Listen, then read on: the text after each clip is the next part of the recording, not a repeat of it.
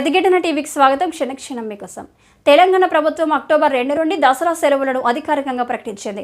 13 రోజులు సెలవులు ఉంటాయని స్పష్టం చేసింది. అక్టోబర్ 2న గాంధీ జయంతితో సెలవులు ప్రారంభం కానున్నాయి. అక్టోబర్ 14 వరకు సెలవులు ఉండగా అక్టోబర్ 15న స్కూళ్లు పునః ప్రారంభం కానున్నాయి.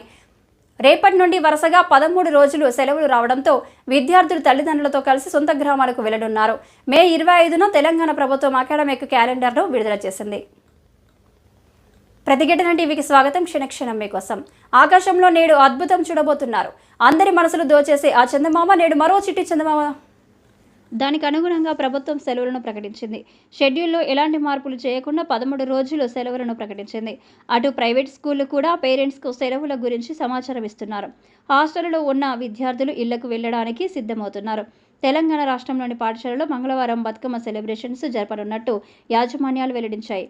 అందుకు తగిన ఏర్పాట్లు చేస్తున్నాయి. స్కూళ్లలో ఈరోజు జరిగే బతుకమ్మ సెలబ్రేషన్స్కు విద్యార్థులు రెడీ అవుతున్నారు. మరోవైపు ఆంధ్రప్రదేశ్లో ప్రభుత్వం కూడా సెలవులు ప్రకటించింది. అక్టోబర్ 3 నుంచి అక్టోబర్ 13 వరకు దసరా సెలవులు ప్రకటించింది. అన్ని విద్యాసంస్థల సెలవులు ఇవ్వాలని ఆదేశించింది.